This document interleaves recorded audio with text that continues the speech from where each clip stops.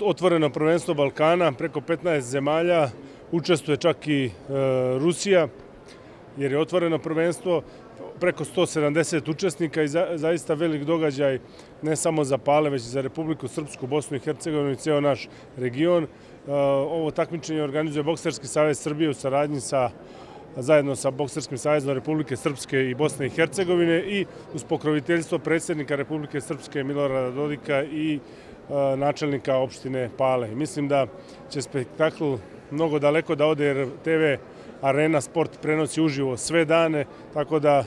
imat ćemo čime da se ponosimo, a nadam se da će mnogo biti puta svirana himna Bože pravde na postolju. Zaista, sale bokserske su sada ponovo pune, mnogo dece se interesuje za boks, jer boks, ono što mi radimo, ne samo da ih treniramo da postanu bokseri, već i bolji ljudi, da budu bolji ljudi